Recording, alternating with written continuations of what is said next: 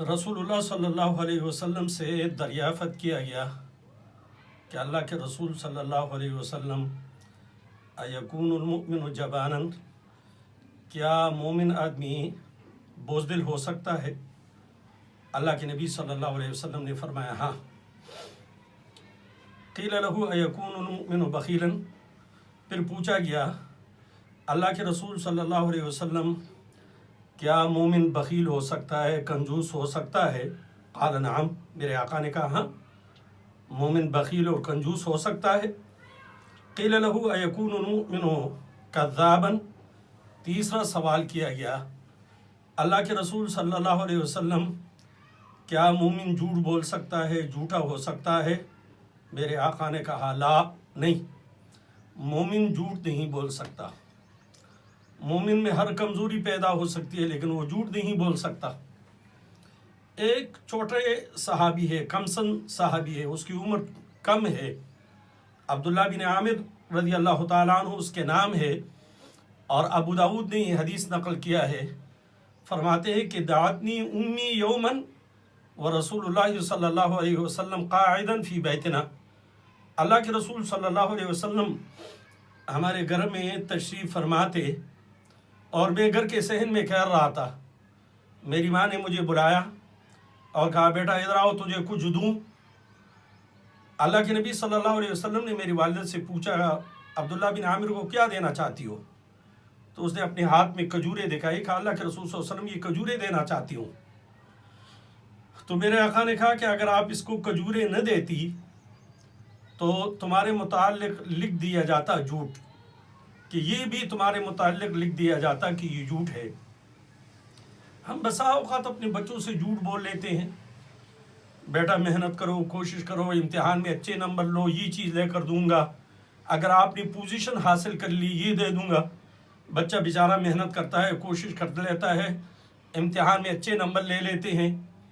اور پوزیشن بھی لے لیتا ہے، اور پھر جب باپ سے، ماں سے، والدین سے مطالبہ کرتے ہیں وہ کہہ رہے جی ہم نے تو اس لیے کہا تھا۔ دیکھیں یہ تمام باتیں جو بچوں سے ہم وعدہ کرتے ہیں، یہ تمام باتیں جب ہم اس کو پورا نہیں کرتے یہ جھوٹ میں آ جاتے ہیں۔ اور ہمارے ہاں یہ ہے کہ کبھی کبھی کسی کے ہاں مہمان آ جاتا ہے، وہ میزبان بیچارہ کہتا ہے کہ آپ کے لیے کھانا تیار کرتا ہوں، آگے سے کہتا ہے نہیں میں نے تو کھانا کھایا ہے۔ کبھی کھانا تیار ہوتا ہے وہ کہتا ہے صاحب آؤ کھانا کھاؤ، کہہ رہے نہیں میں کھانا کھا چکا ہوں، یا میری خواہش نہیں ہے یا طبیعت نہیں ہے۔ حالانکہ اگر حقیقت میں ایسا نہیں ہے تو یہ بھی جھوٹ ہے۔ ایک صحابیہ خاتون ہے، وہ کہنے لگے اللہ کے رسول صلی اللہ علیہ وسلم کبھی ایک چیز کی خواہش ہوتی ہے دل میں لیکن ہم لوگوں کو کہہ دیتے کہ خواہش نہیں ہے، تو کیا یہ بھی جھوٹ ہے؟ تو میرے آقا نے فرمایا ہر چھوٹی سی چھوٹا جھوٹ بھی جھوٹ ہے، یہ بھی جھوٹ ہے کہ خواہش ہو اور یہ کہہ دے کہ میری خواہش نہیں ہے، کھانا نہیں کھایا یہ کہہ دیتا ہے کہ میں نے کھانا کھایا ہے۔ اور کبھی کبھی ایسا بھی ہم کر لیتے ہیں کہ مجلس میں لوگوں کو ہنسانے کے لیے جھوٹ بول لیتے ہیں، اور آج کل تو جھوٹ کے لطیفے بھی بہت زیادہ بولے جاتے ہیں، ممبر و محراب سے بھی بولے جاتے ہیں۔ اللہ کے نبی صلی اللہ علیہ وسلم کی حدیث ابو داود میں ہے، اور اللہ کے نبی صلی اللہ علیہ وسلم نے فرمایا فَوَيْلٌ لِلَّذِي يُكَذِّبُ بِالْحَدِيثِ لِيُضْحِكَ بِهِ الْقَوْمَ فَيَكْذِبُ وَيْلٌ لَّهُ، یعنی جو شخص لوگوں کو ہنسانے کے لیے جھوٹ بولتا ہے تو میرے آقا نے کہا کہ اس پہ بڑا افسوس ہے، اس آدمی پہ بڑا افسوس ہے، اور یہ اتنا بڑا گناہ ہے، جھوٹ گناہ کبیرہ ہے کہ حدیث میں آتا ہے کہ جب انسان جھوٹ بولتا ہے تو فرشتے جھوٹ کے بدبو سے، حفاظت کرنے والے کرامن کاتبین، وہ جھوٹ کے بدبو سے 1 میل دور چلے جاتے ہیں، اور جب انسان سچائی پہ آتا ہے اللہ کریم اس سے بہت سے گناہ چھڑا دیتا ہے۔ شاہ عبدالعزیز محدث دہلوی رحمۃ اللہ علیہ نے لکھا ہے کہ حضور اکرم صلی اللہ علیہ وسلم کے پاس ایک آدمی آیا اور اس نے کہا اللہ کے رسول صلی اللہ علیہ وسلم میرے اندر 4 برے خصلتیں ہیں، میں جھوٹ بولتا ہوں، زنا کرتا ہوں، شراب پیتا ہوں، اور چور اور ڈاکو، ان 4 برے خصلتوں میں سے ایک آپ کہہ دے میں چھوڑ لیتا ہوں۔ تو اللہ کے رسول صلی اللہ علیہ وسلم نے فرمایا جھوٹ چھوڑ دو۔ اسے کہا جی میں وعدہ ہے اس کے بعد جھوٹ نہیں بولوں گا۔ گھر چلے گئے, رات کا ٹائم شراب پینا چاہا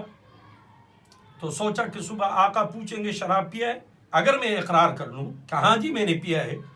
تو اسلام میں شرابی پہ حد لگتا ہے, سزا ہے, اور اگر میں کہوں میں نے نہیں پیا ہے تو میں نے تو وعدہ کیا تھا جھوٹ نہیں بولوں گا, شراب پینا چھوڑ دی. پھر زنا بھی چھوڑ دیا کہ پوچھے گا زنا کیا ہے, اسلام میں تو زنا کا سزا ہے, حد جاری ہوگا. پھر ڈاکہ مارنا چاہا, پھر سوچا کہ صبح پوچھے گا چوری کیا ہے, اگر میں کہوں تو ہاتھ کاٹ دیا جائے گا, اور اگر میں کہوں کہ میں نے نہیں کیا ہے اور میں نے کیا ہے کیا ہوتا تو